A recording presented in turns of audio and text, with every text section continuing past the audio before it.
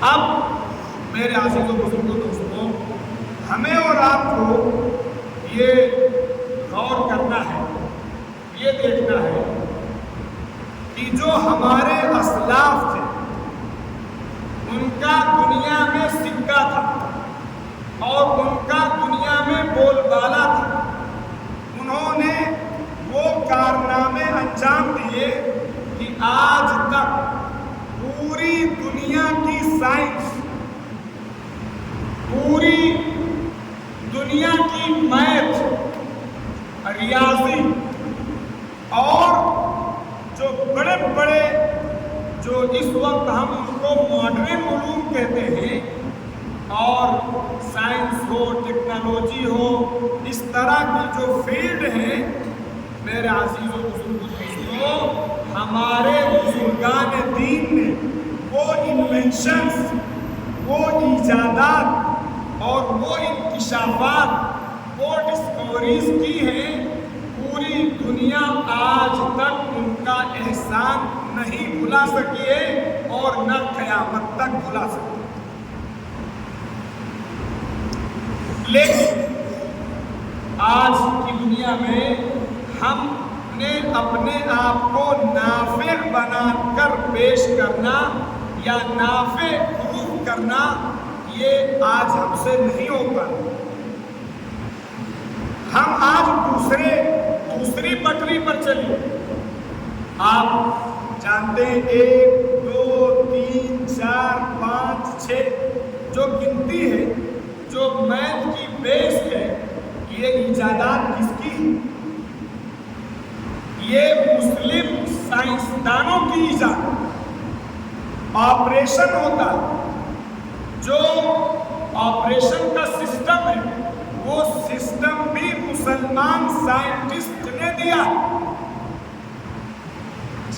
بڑے بڑے نام ہیں، جابر ابن حیان ہے، ابو الہیثم ہے، محمد ابن موسیٰ الخوارزمی ہے.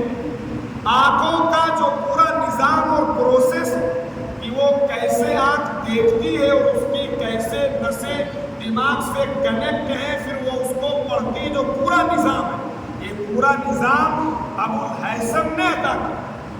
جو کیمرہ ایجاد ہوا، اس کیمرے کی ایجادات میں جو ہمارے مسلم سائنسداں ہیں، ان کا بھی بہت بڑا جو انہوں نے چیزیں دی، تھیوریز دی اور نظریات دیے، ان نظریات کی بنیاد پر کیمرے کا ایجاد کیا.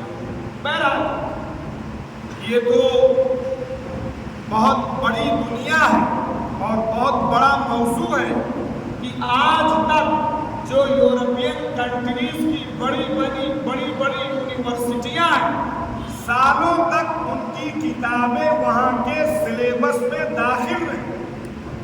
بعد میں ان کے ناموں کو چینج کر دیا گیا، جیسے ابن سینا ہے، ان کے ناموں کو چینج کر دیا. 600 700 800 دواؤں کا انوینشن کیا، مرض بتایا، دوا بتلائی. جو آپریشن ہوتا ہے اس میں تاگے سے سلا جاتا ہے اور پھر وہ تاگا زخم کی ریکوری کے ساتھ ساتھ ڈیزولو ہو جاتا ہے. وہ تاگے کی بھی ایجاد مسلمان سائنسدانوں نے کی. بہرحال تو یہ تو بہت بڑا چیپٹر ہے.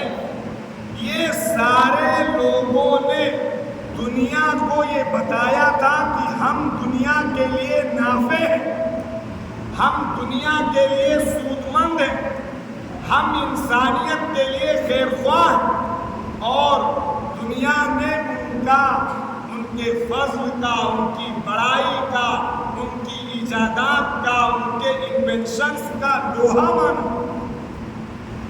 اور اس کے ساتھ ساتھ جو ہمارے سلف ہیں، بزرگان دین ہیں، انہوں نے کیسے لوگوں کے ساتھ بھلائی کی ہے، کیسے لوگوں کے دکھ اور درد میں شریک ہوئے. آج میرے عزیزوں بزرگوں دوستوں، اس فیلڈ کے اندر تو میں یہ کہہ رہا تھا کہ جو آدمی جس کام کی ذمہ داری دی گئی، اگر وہ ہٹ جائے گا، اگر وہ اپنی ذمہ داری کو چھوڑ دے گا، اگر وہ اپنی ذمہ داری میں آنا کانی کرے گا تو اس انسان کی ذلت طے۔ ہزاروں مثالیں لے لیجیے، ہزاروں مثالیں لے لیجیے۔ آپ دیکھتے ہیں ایک آدمی ایک درخت لگاتا ہے پھل دینے کے لیے، وہ درخت جب تک پھل دیتا رہتا، اپنے مقصد پر رہتا، اپنی ذمہ داری پوری کرتا رہتا، اللہ تعالیٰ بھی اس کو سرسبز و شاداب رکھتا ہے، اللہ تعالیٰ اسے ہرا بھرا رکھتا ہے۔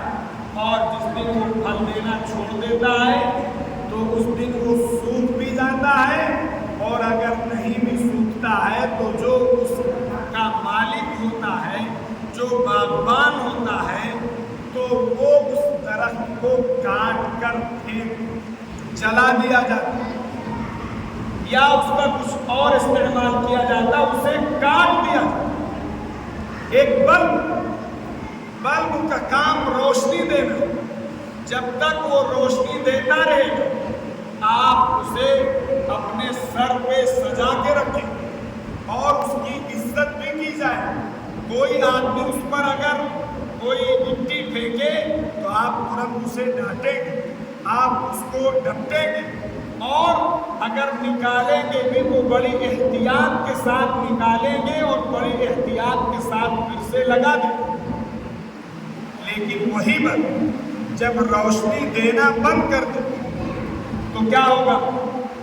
آپ ہی اس بلب کو نکال کے کوڑے دان میں پھینکیں، پھر کوئی گما مارے، کوئی اسے پھوڑ دے، آپ کو اس کی کوئی فکر